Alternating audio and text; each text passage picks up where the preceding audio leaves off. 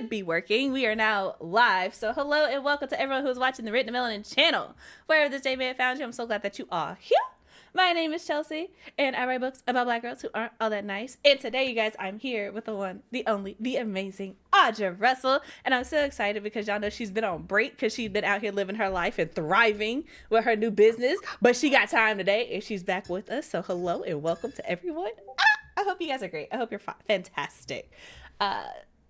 Shout out to everyone who's in the chat. Thank you for bearing with us. Y'all know I'm always late, so I can't do nothing about it. It's just fact of life. So it is what it is. It is what it is. I live with it. But shout out to Audra was the first one in the chat. Reed Love Listen is here. Ben is here. Jay Monet, Ash, Andy, Darian, Vina, welcome. Hope you guys are doing great. I'm excited. I'm hyped. Audra is back this morning, y'all. And today's topic. Just what shirt you're wearing. Yes, Audra got me my shirt, you guys. So it's a one of a kind. I have one. Does Ben have one? Yes, he does. Yes, he does. Remember, you both wore them. We did. We have matching shirts. Also, TV is here. Hello, welcome, love. Hope you're doing well. Hola. It's gonna be a good day. It's gonna be a great day. So, I'm pretty sure that's a song. What is? It's gonna be a great day. It's gonna be a great day. It's gonna be a great day. That's probably not the tune, but it's whatever. It's whatever. It's a song. I know it. I feel it in my soul. Okay. Also, Deja is here. Hello. Welcome, love. Welcome, love. So, if you guys... I love you, Deja. I love how she does that every time. In my head every time. Every time. Just so you guys know, I am sipping from my Melanin Library mug today. Oh. If you would like to get one, it is pinned to this video. So go ahead and click over it. Really? Grab you one. It's full of black authors. This is the 2024 mug. Keep in mind that 2025, there are going to be different authors on the mug. So get you this one while it's still in stock. Okay, great. That was my slight plug. There's a hoodie too if you really want to go wild with it. But you know. I got a hoodie too up there. So 2 of them actually. Ooh, I guess I can say this. There's going to be some new merch dropping pretty soon. And if you're in the Discord, you guys have already seen some mock-ups of it, but that's going to be coming to you live pretty soon. So I'm excited. That being said, you guys, we have some fun things to talk about. Ben actually sent me some drama this morning. So while I'm just telling you about her book, I'm gonna see what Ben sent me to see if we can talk about it. And of course she has it, but I'm putting it up on screen anyway. So go for it, Audra. First of all, I bought books in a long time. But Resist was having this thing where they were like, support the author, and it's Lamar Giles, and I like him. I think that's how you say his last name, right? Mm-hmm. Giles. Yeah. And I like him. I liked The Getaway, and it was, if you pre-order, you get the book.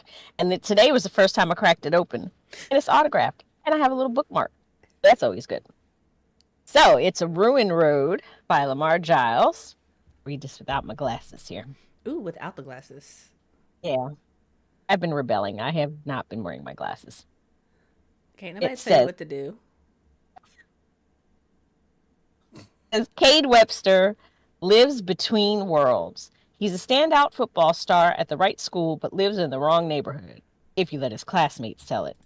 Everywhere but home, people are afraid of him for one reason or another. Afraid he's too big, too fast, too ambitious, too black. And one fateful night, to avoid a dangerous encounter with the police, he ducks into a pawn shop. An impulse purchase and misspoken desire change everything when Cade tells the shopkeeper he wishes people would stop acting so scared around him. And the wish is granted. At first, it feels like things have taken a turn for the better. But it's not just Cade that people no longer fear. It's everything. With Cade spreading this newfound courage wherever he goes, anything can happen. Fearless acts of violence begin to escalate in both his neighborhood and at school. With the right moves and brave friends, Cade might have one, and only one, chance to save all he loves. But at what cost? After all, the devil's in the details. The devil is in the details. Mm-hmm. And I started reading it. Mm. started reading it while I was sitting here waiting for Chelsea, and I'm already like pulled in. And he's got some praise from some pretty good authors, including Tanana Reeve Dew. So I'm Interesting. impressed. I think this one has also, was it this one that's been picked up for movie rights? Oh, I think it was either this one or The Getaway. One of them got picked up for movie rights recently. nice, nice. So I was like, dope. Love that for him. Oh, Darian says it's on. I said that's on my TBR. So, um, like I said, y'all know I'm always late. I'm trying to do like 3 things at one time. Y'all know how well I do that. Y'all know how well I do that. Anywho, Focus. okay, I was trying to grab the link so that you guys could actually get our books. So they are officially down in the description box below. So if you refresh the page, they're there. They're there. So that being said, you guys, my pick of the week is actually a slight plug because my book of the week is technically a literary magazine. It is Faya, issue number 32, the Spacefaring Aunties issue. Why? There's a reason. And the reason this is my pick, you wonderful people, is because if you pay close attention to the cover, you'll notice that my name is down there at the bottom. So I have been yelling, shouting, telling you guys about this, and I'm super excited about it. But I am a part of this issue of Fire Lit magazine. And if you guys are part of the Discord or have been following me online, y'all already know this. But my short story, My Mother's Daughter, was accepted. So I am like the 3rd story in there. They published the table of contents. But what's also really special is that my homie, my good friend Tatiana OB, is also published in this anthology. And it's kind of wild that we both got in on the same issue at the same time. But you know what? Look how God works. Look how he moves. So we're both in it. And I can tell you right now that we are both amazing. So at least half the stories in here are going to be fantastic. I can tell you that. I can tell you that. But no, I still wish I was in on that conversation that you and Tatiana had when you saw her in the bookstore. You know what? It's best that that wasn't recorded. Otherwise, I would not have a platform anymore. No, that's why I want to know what was said. But you guys can get the issue. It is it's like $3.99. It's only like $4. All the stories are short stories. There's also some prose and poetry in there. So it's great. Get into it. Obviously, it's blackity black all the way through. And yeah, we support Black publications around here. So there are links in the description box to both of those books, Ruin Road, as well as episode 32 of Fire Lit. And let me tell y'all something. If you're not signed up for the emails from Faya, because I was even before I was part of it, right? I was for a while too. There, if y'all know me at all, y'all have to understand that when I saw what the next submission is going to be, I was just like, bruh, tell me why the next one is isekai. And when I saw that, I was just like, for real? For real? And I know I just like, that don't mean nothing to me, Chelsea. But for those of you who don't watch anime, isekai is just a Japanese word for being transported to another world. So that's my jam. That's my jam. It's very anime. It's very anime inspired. And I'm just like, I can't submit for another for another year. So really, you can't submit more than once in a year? No, if you are if you're accepted into the anthology, you have to wait a full 12 months before you can submit to them again. Oh, that sucks. I think it's fair. I mean, if you're submitted, you have to give other people a chance before you can.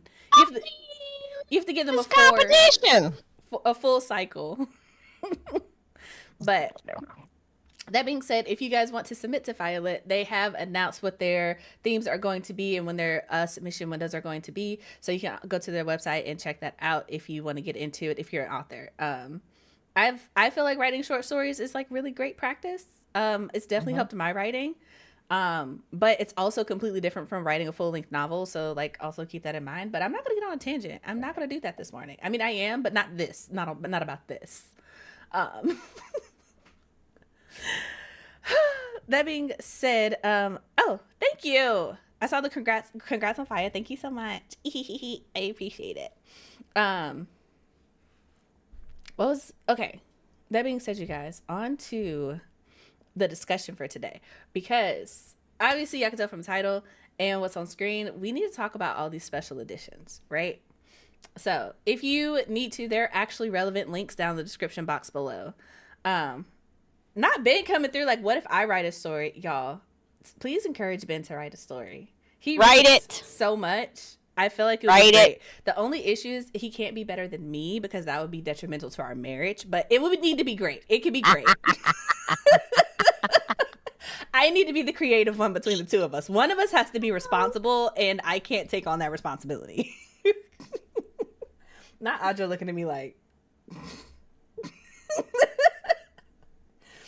I'm just staying out of it. I'm just staying in my lane back here, like way back here, like leaned against the back of my closet back here. Not leaned against the back of the closet, but anywho, anyway,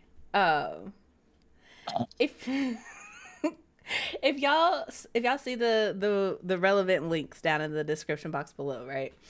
Apparently, author who will not be named. I mean, I'm pretty sure they named themselves in the TikTok video that I linked below, but I'm not going to say the name because I'm not trying to publicly be called for publicly dragging anybody, right? It's just the topic, right? There's an author who is popular for reasons, and they have like 4 different versions of their upcoming book being released. They have a Target version, a Walmart version, a Barnes and Noble version, and then like the regular version, right? It's doing a lot. It's doing a lot. And each one of these versions has a different cover, has different sprayed edges. And I think, and this is just what I have kind of gleaned from the threads or whatever, but I believe that each one also comes with a different piece of exclusive content. So if you get the Target version, it comes with a different piece of exclusive content as compared to the like Walmart version or the Barnes and Noble version. They all have their own individual things. And so the conversation piece becomes, how many special editions become too many special editions, right? Because let's be real here, the bookish community, they eat up a cover, they eat up sprayed edges, right? The presentation of the book it's the cover is what sells the book, right? But it's also like, at what point do you get to be like, no, I'm just not gonna do this, I'm not gonna jump through all of these hoops, right? Because my thing is like, from an author standpoint, I get why you would want so many versions of the book, because it's just like, okay, people are going to go get this, right? Especially if you have the fan base to support it. And it seems like the authors in question, because it's not just one, the authors in question possibly have the fan base, the rabid fan base, who are going to go buy 4 versions of the exact same book, right?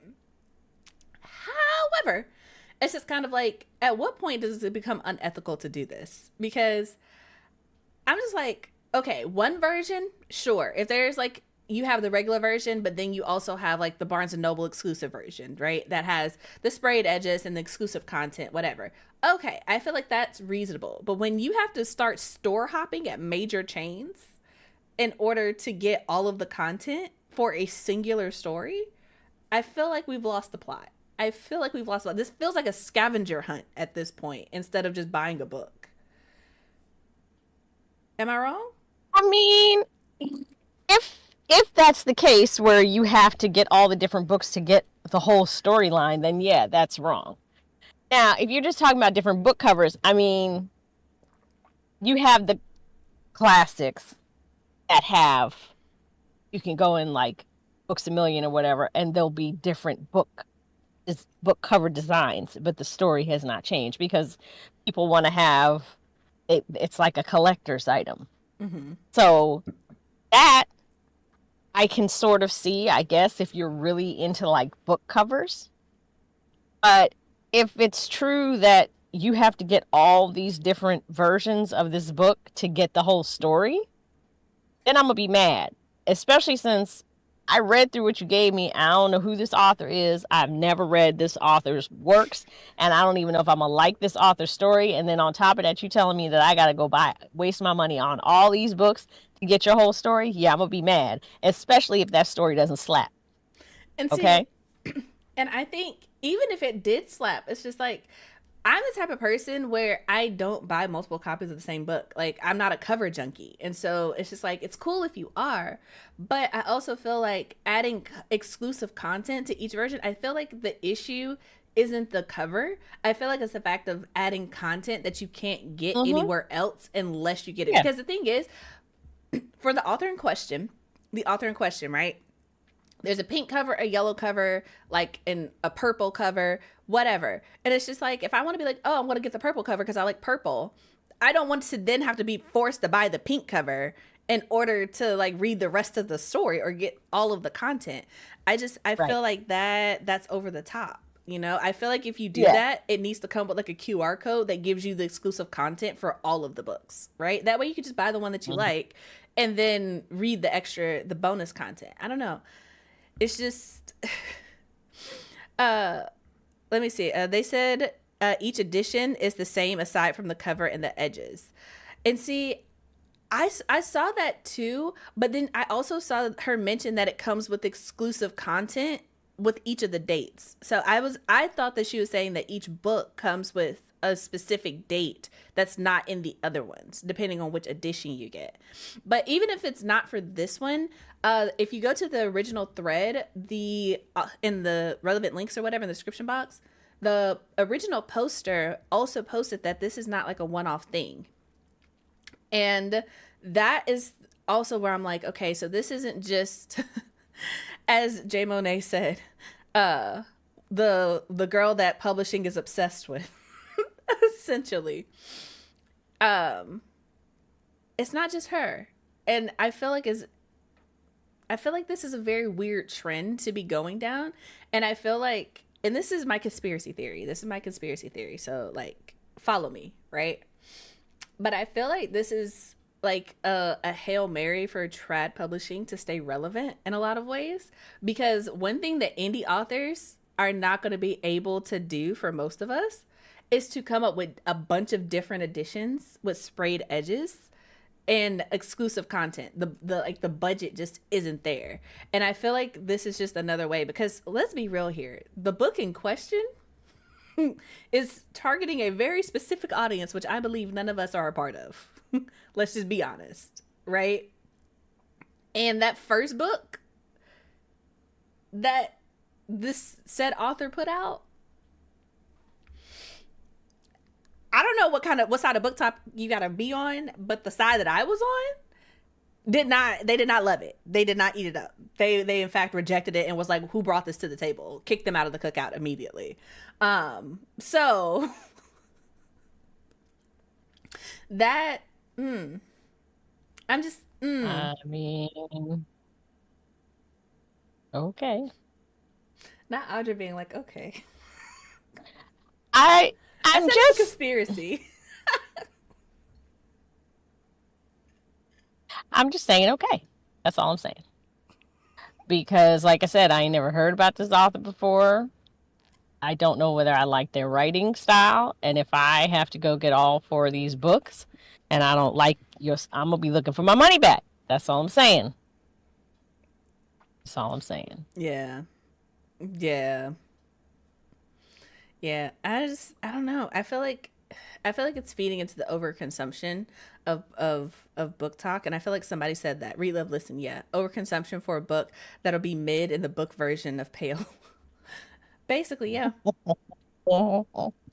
And the era of like just adding bonus content to your website, because who was I talking to? I was talking to one of my author friends yesterday, and she was like, there's a certain author that she refuses to read because the uh the last chapter of the book, like the actual last chapter of the book, is on the author's website. So you read this whole book and then you don't get an end unless you go to the author's website to read it. And I feel like this is giving the same kind of energy. like it's a scavenger hunt of getting all the content for the book. But why do something like that? Like, what, to force people to go to your site? And what is on your site that's so important? Well, What? I think it's the idea that, okay, if you've read this book all the way to the end and then you go to my website, you'll already be there reading the last chapter, so I can then straight direct you to leaving a review, to following me, to bolstering my numbers and my traffic that I can then use to leverage getting more things. It's just it's a Okay. tactic to, it's the same energy as people who are on the internet. And they're like, hey, if you follow me, I'll follow you, so that you'll have the numbers to leverage to be like, oh, I have 15,000 followers on such and such platform. It's like, you have 15,000 followers, And but then you only them, get 50 likes on a post, so you're not really yeah, marketing anything. You don't have exactly. any And then people that power. do that, they usually unfollow you after they follow you anyway. So no. Yeah, yeah. Okay, go through the comments. My thing is we're getting all these first print special editions, but the inside of the books suck. That part, and I guess this is a thing that I'm like, in 2024, this is so weird. Special editions used to be like, oh, this book did so well, it's getting another printing, and then we're going to go all out because it has established a fan base. It's like debut authors or books that are like, let's be real here, they're not very good on the inside. They're not, they're every, what is it, it's not a butterface, but a butter book, but the words, whatever. Like everything is great about the book except the content, right? It's like we have a high influx of these, and all of them are getting special editions and sprayed edges and book boxes and so much influencer support and marketing budget. And it's just like, where is the talent? Like, why? And you know what? This is a rant. This is a tangent. And this is probably because I haven't eaten. So, like, follow me.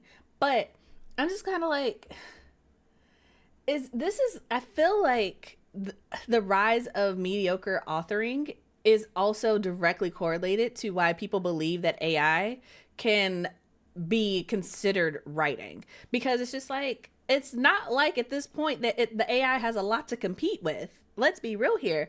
A lot of trap books are coming out with plot holes, with character inconsistencies, with flat characters all the way throughout a 600-page book. Like, I don't know. I feel like they're degrading the content of our book so that AI can come in and replace us. Wow, I feel like such a crazy person saying that out loud. But at the same time, I don't know. I don't know. I feel like in the last 2 years, when I've really been trying to get back into writing, every book that has been like hyped to the gods has just been like, this is your kink? This is what you want? Okay. Cool. Cool. Capitalism and aesthetics over writing. I never see authors talking about the craft of writing anymore. Is that just like me? But like, I feel like there was a generation of authors who wrote books, but then they also talked about writing in their process and like how they got there and what they do, right? That's why you have Stephen King's on writing. That's why you have Ray Bradbury's book on writing. That's why you have books by, Toni Morrison and everyone else about writing. But then, I don't know. These new folks were like, oh my God, I had a vibe. And then I just sat down and I banged it out in Nano during NaNoWriMo, which we don't talk about anymore. Um, it's it's a new generation. It's a new generation. I feel like such an old person saying that, but it is what it is. It is what it is. Poorly written I'm book top lost books. with who brought potato salad. What, I'm trying to follow this one comment. Okay, hold on. I'm trying to catch up. Okay. Andy said that poorly written book top books get attention for the moment but fade out so quickly. It's really a fast fashion era. Uh, Darian said he brought in this nasty potato salad. Who did? Um, Because uh, I looked back up and I'm like, who brought potato salad? I don't oh, understand. oh, okay. I think it may be referring to my analogy when I was like, somebody brought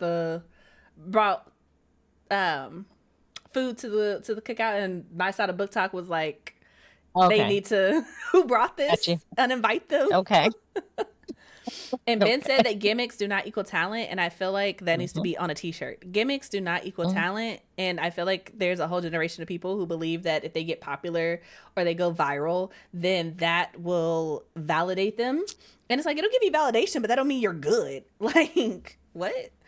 Like, ask any football fan and they can list you a slew of people who have a bunch of gimmicks and are well known but are not good. Speaking of football, this is a completely random jump that I don't think anybody would have ever expected from me, but I went down a rabbit hole on TikTok yesterday, completely not related to anything writing related. But did y'all know that Taylor Swift tried to rebrand the freaking swag surf?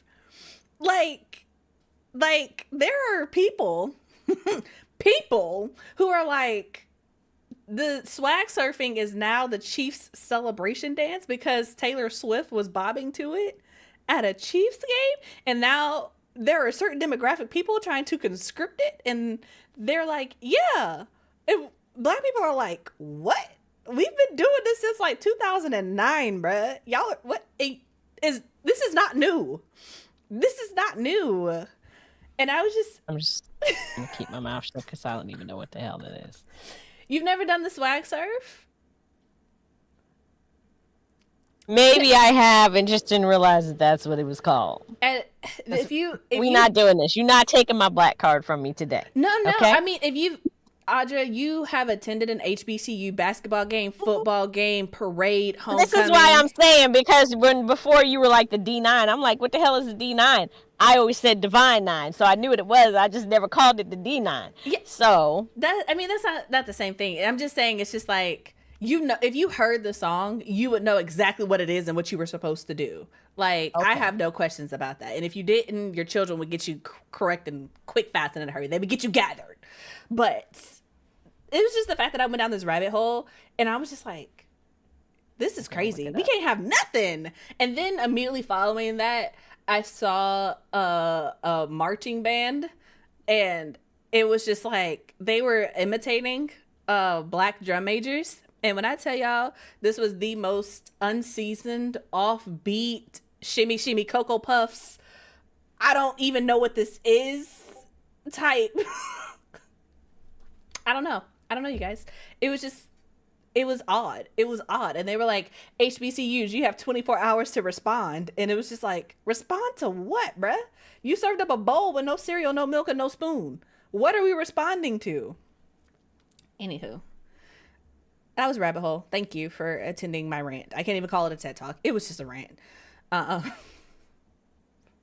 Let's see here. Trying to keep up with the comments. They're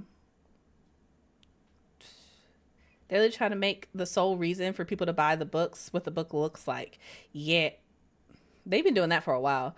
Tiffany D. Jackson did somewhat the same thing for Weight of Blood on the not true ending. Wait, what are we talking about? No, I'm lost. Somebody give me context. Darian, what are you talking about? What did Tiffany D. Jackson do with the Weight of Blood? I'm confused. Let's see here. Jay Monet said, I'm so sick of the mediocrity in people's fight to continue allowing mediocrity to persist and exist. Call me elitist. I don't care. I like good food. That part. Let's see here. It's been a minute, but Maddie and her boyfriend reconnects with Maddie's mom is alive and living on some island. Oh, are you talking about when authors are like, by the way, this character who has been dead for years automatically just pops up at the end of the book for no apparent reason, and it's just like, by the way, gotcha, ha ha ha ha ha. You know what? I said this earlier in the chat, but I'm gonna say it again here. I feel like we are. I swear to God. What? I hate Ben. Shut up. You know what? Ben is my favorite person. I looked it up. That's just the, yeah. I mean, I never knew it had a name. This is, I mean, that's the name of the song. It's just like, watch me surfing swag. Well, that song wasn't out when I was in college. So no, it wasn't. Not when you were in college, but yeah. So that was just something we did in college way before that song came out. So that's why I don't know I mean, that title of it. I wasn't challenging your black card that time. I was just saying that it was odd that But clearly Ben is. Yeah, go drink your tea, Chelsea. She's like, I'm just gonna drink my tea because that's my husband. well. Wait, authors these days are fighting against craft is awful. I won't take them seriously as writers. You know what? There are a lot of people that I don't take seriously as writers, and I feel like this is such a dark place to be in. But I would. Can I say this on the public live? I think I can. What you want to say? It's pretty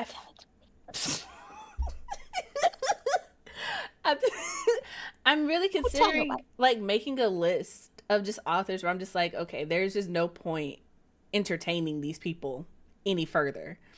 Like, it's just okay. So if you guys are in the after chat, right? We had a conversation this morning, and again, I'm not going to name any names, but there's essentially a black author who is like, all I write is white characters, and I wonder if they're going to cancel me because of it. And there was a whole community of people who were like, do what you want to, girl. We support you. And I was just like, do what you want to, but understand that consequences have actions. Actions have consequences. Whatever. And I'm just kind of like, why? But I'm also like, it's just going to be a list. It's going to be a list of authors, black authors who write white characters exclusively, right? And when I say that, I want to be clear that I'm not talking about there's a white person in the book. I'm talking about everybody in the book is white. And you are not. Like, that's odd to me. The same way that I find if you are a white author and everybody in the book is black, I'm just going to look at you sideways. Like, why? Who told you to do this? Who encouraged this? And also, why are they your friend? Those people don't love you, babes. Get rid of them. But it's you also got people saying they want the list and that should be a talk for after chats. I mean, I want the list too. I mean, you know, one thing that this is the one thing. Putting my podcast on hiatus made me realize that diving into this book world as a content creator totally jaded me on books. Before that, I told you I would just pick up a book, I would read it. I had long gotten over the whole awards thing because every time I read something because it was a classic and I had to read it to show that I was cultured, or if something was on the New York Times bestseller list, I was sorely disappointed. I just want a good story, okay? That's all I want. I want a good story that keeps me turning the pages. And once I got into Do It Between the Reads and started getting into all these book politics and seeing, you know, the curtain was pulled back, and I'm just like, it spoiled books for me. It really spoiled books for me. Once you see it, you can't unsee it. Once you know it, you can't unknow it. Ignorance in a lot of ways truly is bliss. And I have to remember that when some of these books get popular, some of these people really just are living in bliss. And it's just like, for me, until I started writing books, I loved reading. I could pick up any book, good or bad. When I tell y'all, I would finish. I was a completionist before I started writing books. And I know y'all may not believe that about me because I'm the queen of DNFing. I DNF like 90% of the books that I pick up at this point in my life. But before I started writing books, before I started studying craft, before I started really paying attention to what makes a good story, what makes a story something that I enjoy, I was just like, oh, whatever. Like, this didn't hit, but whatever. Like, 2 stars, 3 stars, whatever. Move on. But now I'm like, I don't know, babes. If you're not sitting at like a solid 4-star out the gate, I can't spend time with you. Why am I spending time with you? We got to do better. And it's just, yeah, it gets you to a point where it's like, you don't even want to read anymore. It's just like, is this going to be good? I don't know. Especially when you get into the politics of the people behind the books and you're like, ooh, you are a walking neon red flag, aren't you? Like, that's crazy. That's crazy. Yeah.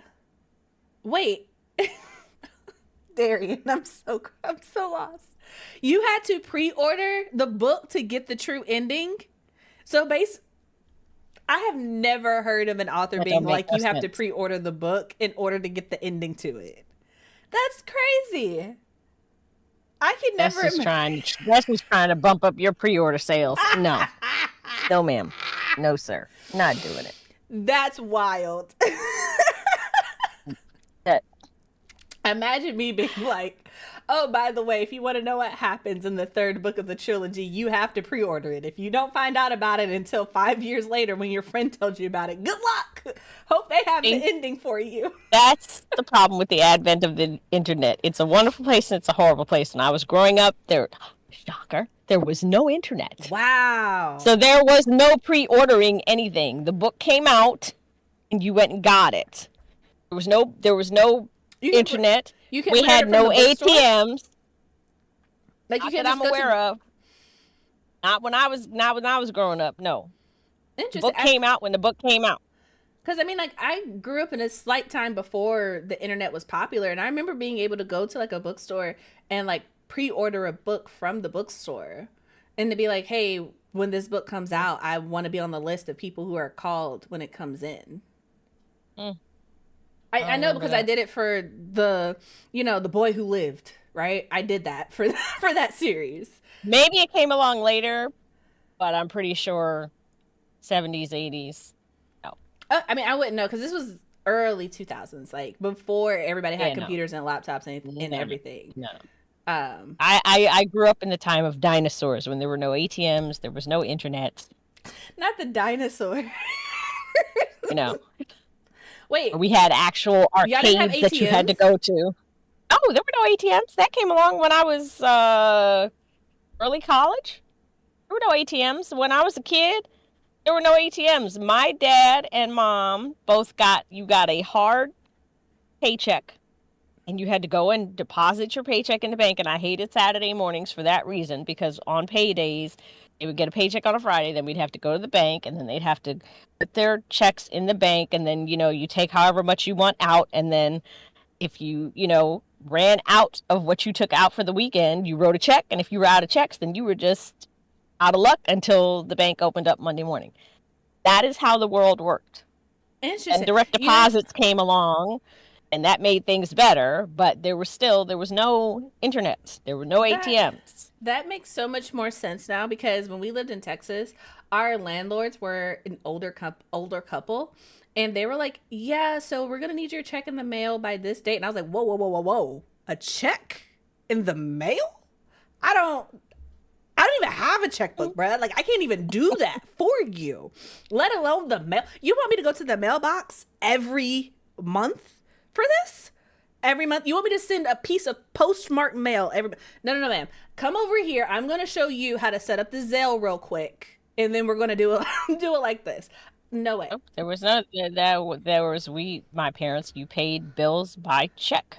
That's crazy. But it makes sense now why she expected that. It makes sense now why she expected that. And I was just like, no, ma'am.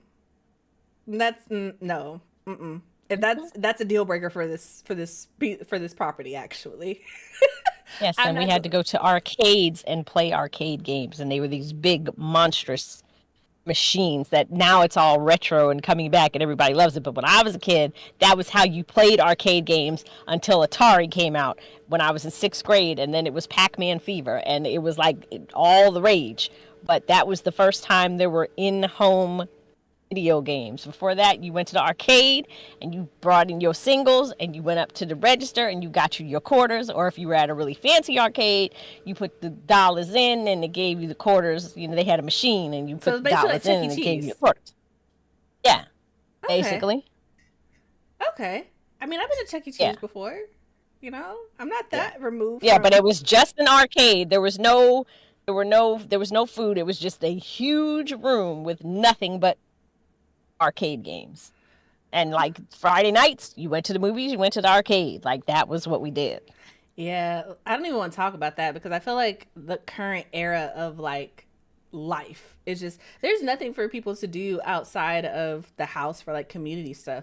And it's just like, going to an arcade sounds fun. They don't exist anymore. They do. Actually, you just have to know where. We went to Connecticut to visit a friend of mine, and we took the kids. There's an arcade. And we're just gonna go because it was my husband's friend's friend owned it, And we were the only people there because we got in there right when they opened because we were going to do other stuff. Only people in there. And when I tell you, I was shocked because all three of my young adult children had a ball. Like, we gave them money, they went to the machines, they got the quarters, they got the tokens, they were playing. We were in there for like 4 hours, ended up like missing what we were supposed to leave and go do because they were like, can we just stay? And people started coming in and they had a ball. And they were like, this is what you did when you were kids. And we were like, yeah. Because the thing is, so many things are isolated. I think people vastly underestimate how much people actually want to interact with other people. And it's just like arcades is like, yeah, you can play the game, but you're in there with other people. Other people can watch you play. Other people can play the game after you. You can watch them. There are other games to play. Whereas if you have a system at home, it's just like, the thing is, with an arcade game, that's like what? Like I said, 4 hours maximum of commitment.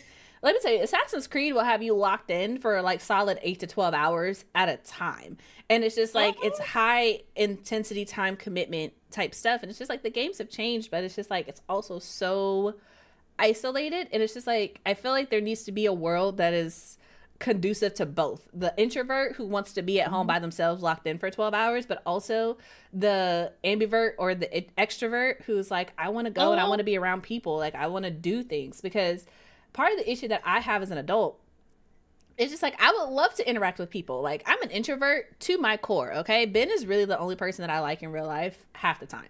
Right. I accept that about myself. However, there's like 30% of the time where I'm like, I want to interact with other people, like actually interact with them.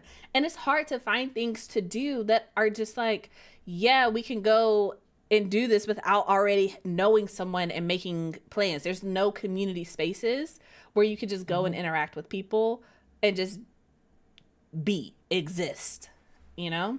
And listen, and arcades were fun. And when I was a kid, especially if you got that high score and you got to put your initials in on the screen. And then if you were playing and somebody was like, I got next, and they threw the quarter down on the machine while you were playing, don't mess around. When your game was up, you had to move because somebody called next. That was it. Or if somebody challenged you.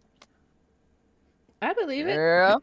I believe it. I saw some fights break out over arcade games. I was sitting in my corner of my little teeny tiny 80-pound self with my soda and my pizza watching like. I believe it. I believe it because my parents for a brief period of time did like birthday party hosting or whatever. So we had a bunch of stuff in the house. So that was a beautiful time as a child. Not even gonna lie. We had we had an air hockey table. We had a pinball machine. We had a bunch of stuff just like in the house. So when they weren't using it for like birthday parties, me and my brother got to play it in the house.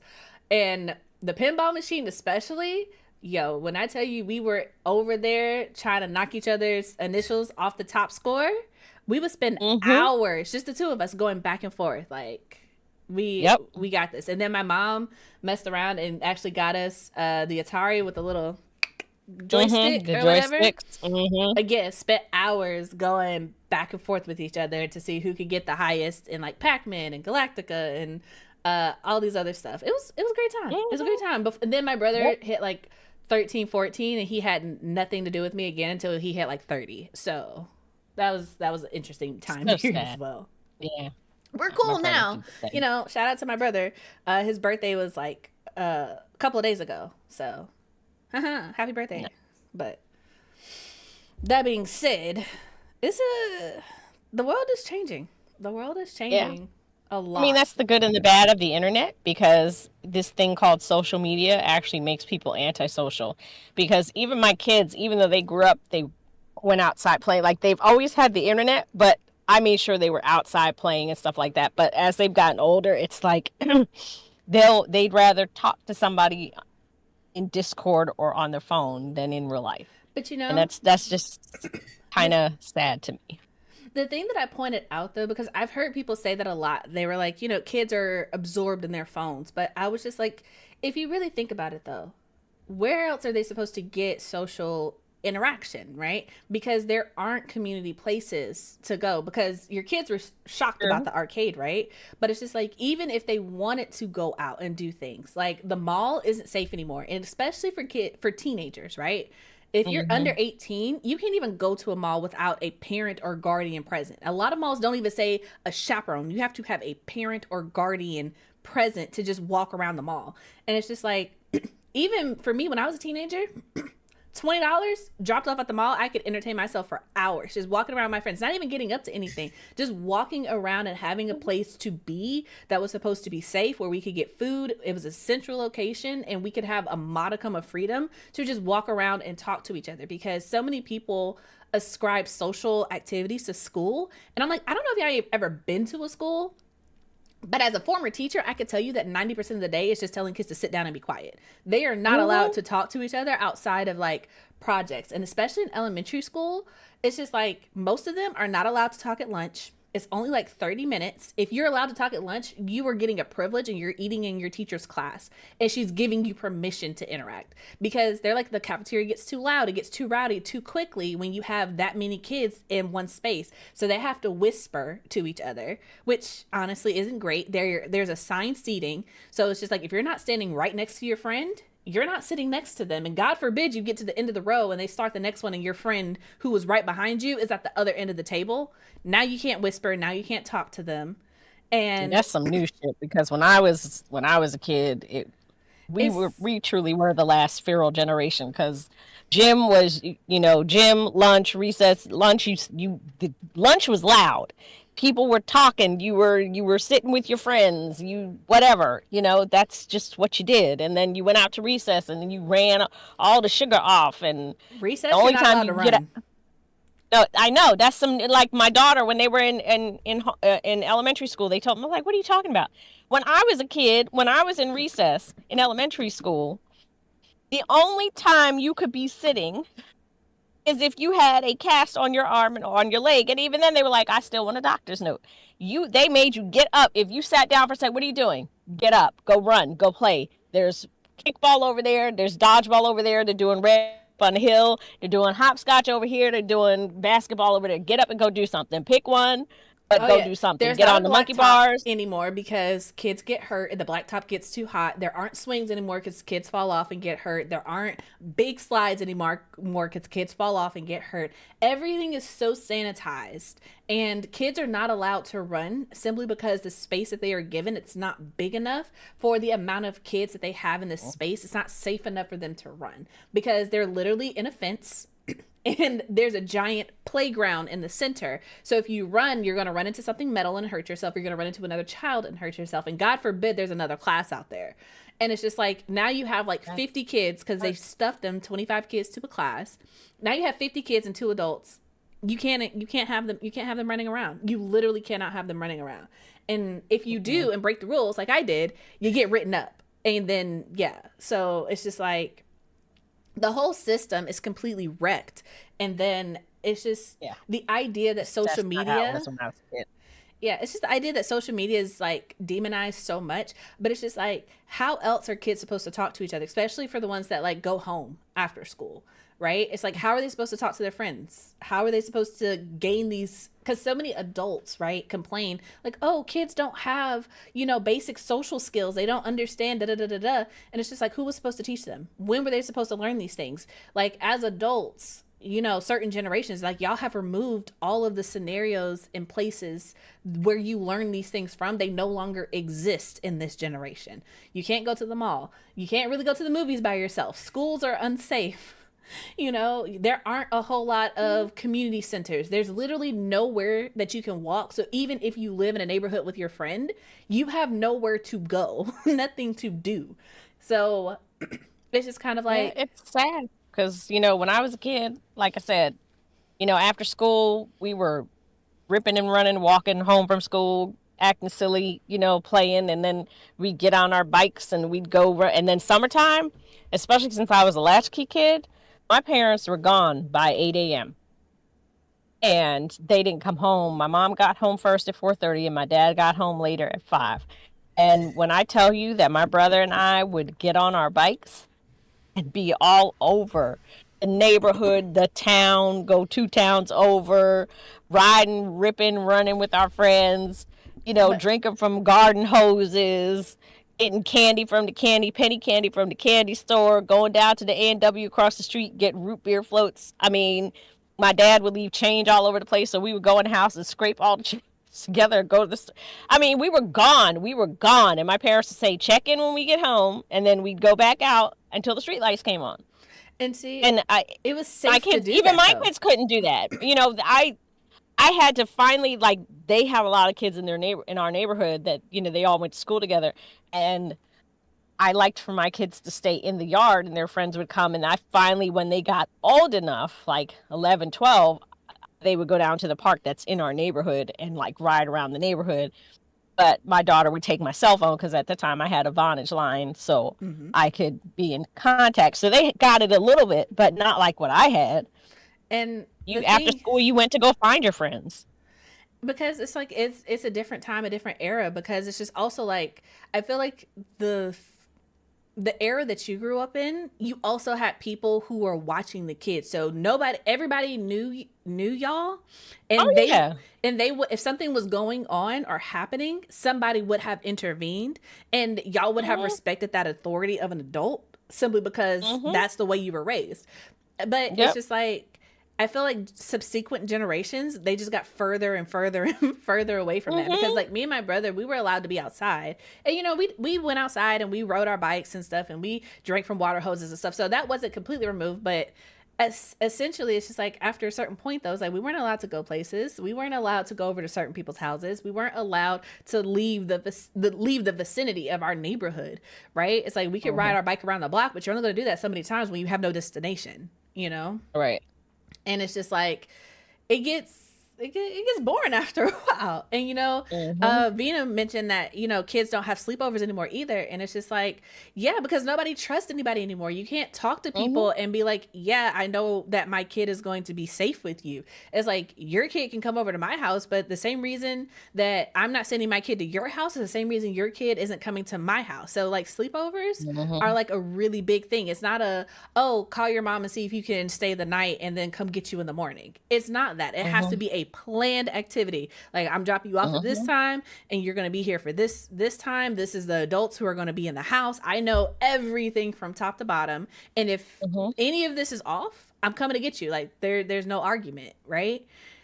Everything is just different.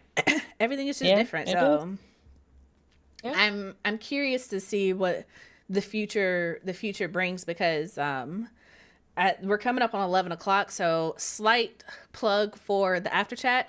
Either join the membership for the YouTube channel or sign up for the Patreon. $5 on either one gets you in. It's the same exact price on both. And both of them let you into the Discord. So wherever you want to be, sign up, get in the chat after the chat. But I wanted to say this. We were talking about in the after chat, right? How there aren't a whole lot of books for Black boys, right? And it kind of, I feel like, ties into this. There's not a whole lot for kids to do, especially teenagers, not a lot of space, because it's just also like, even now in this era, if I was a teenager in this era, I would feel miserable, like absolutely miserable, because it's just like, even the books that they have at this point, it's just like they're not getting books that are amazing and fun and fantastical and pushing the boundary. You just have carbon copies of the same book over and over and over again, especially in the young adult space. But also, if you're a boy, like we were talking about this morning, it's just like there are not a lot of books for you. So even if you are in the house, even if you do like to read, it's like you don't have a litany of books to choose from anymore. Not unless you're going to go into the backlogs and you're going to get books from like the early 2000s, because those books, late 90s, early 2000s, those books were fire. After that, it's a little questionable. And I just feel like there's so many authors who could afford to lean into that, but I also feel like there's this growing dissonance between the books that authors want to write and the books that teenagers want to read and are able to read. Because I said this before, and this may be an unpopular opinion, but I feel like we're also leaning into an era where you need middle grade level writing with YA topics, because there are so many kids who don't know how to read. I saw an article recently that like there's high school students who are graduating and getting into these prestigious universities, and they don't know how to read a book. Like, they've never read a book all the way through to the end because it's not required. They're used to reading like worksheets or Googling things or looking things up, but they are not equipped to read an article. They are not equipped to read a book. And so they are struggling, and people are like, where did we go wrong? And I'm like, as a teacher, you probably went wrong when you started handing them worksheets and being like, hi, read these 4 paragraphs and answer a question, instead of reading a book and writing an essay on it. That's probably where we started to lose the plot a little bit. But it's also because when I was in high school, we spent, weeks on a book, Yeah, same. Like, we had books. There's so many books that I read in high school, and admittedly, I took AP English, but it's just kind of like a Raisin in the Sun. Their eyes were watching God. Double Consciousness by W.E.B. Du Bois. We read so many I love books. that you read so many Black books. See, I grew up in a very we read white, the other very... Westmore. So when you told me that he was your governor, I was like, oh yeah, I've read his life story. Actually, I had to write an essay on it. No, we had a very high Jewish population, so it was Anne Frank, and it was stuff like that, and it was Shakespeare, and it was there were absolutely no Black books in my high school whatsoever. Well, to be fair, I went to James B. Dudley High School. There were like 5 white people in our entire graduating class, so it's a very, there you go. Yeah. I think I had 2 white teachers in high school. I had Mr. Vaughn and Mr. Holton. Those were the only 2 white teachers. Mr. Holton taught math, and he was a great math teacher. He was fantastic. Those were honestly the 2 best teachers that I had in high school, ironically, now that I think about it. But that's only because they were also like, I'm not gonna say I was a problem. I was that smart kid that was like, I know that I'm smart, and you're not gonna make me sit here and do busy work because everybody else is dumb. Like, I'm just not gonna do it, right? I don't need to do 50 problems to prove to you that I know how to do this math. I'm like, here's the thing. If I do 50 problems with 100% success rate, I don't understand why I can't just do 10 problems with 100% success rate and you get the exact same answer. If I can do it 10 times in a row perfectly, I promise you I can do it 50 times in a row perfectly. I don't need to do these other 40 problems. And me and Mr. Holton, we understood each other. So it was just like, I'm not going to argue with you. And I'm like, great, because you weren't going to win anyway, because homework is only like 10% of my grade. I don't need to do it at all to get an A. So, yeah. And Mr. Vaughn was great too, because he made history interesting, because he was just like, he was one of those history teachers who didn't really care about the dates. He was like, he cares about that you understand the context of the events. And I was just like, okay, great. That works for me. Because the way I'm not going to be able to tell you whether this happened in 1698 or 1968, I don't know. Like, it happened, though, right? I can tell you what it meant. I can't tell you when. I cannot tell you when. But, again, high school was an interesting place for me. It was an interesting place for me. Hated it. Would not repeat it. But it was, yeah. Interesting. I never read the other Westmore, but I met him because it was the campus read at our college. The other Westmore is actually really good. Of the books that I read in high school, I would recommend, in order, Their Eyes Were Watching God, The Other Westmore, A Raisin in the Sun, and then we read another one. But obviously it doesn't rank. It obviously doesn't. The one by W.E.B. Du Bois. That one was my least favorite, only because I was just like, 10 pages I don't really like his writing style. I didn't like it. And I was just like, okay, Brett, I get it. I get it. And because I was in AP English with a bunch of like AP English high school boys who thought they were so smart and intellectual, they just started like quoting him. And I'm just like, oh my God, you are so freaking pretentious. Get away from me. Get away from me. Just so y'all know, the reason why I started dating Ben is because in high school, when I made it over to a college campus, I was like, I'm done with you high schoolers. Never again. Never again. And when I tell you, when I got me a college man, that's what I did. Okay? Never looked back. Never looked back.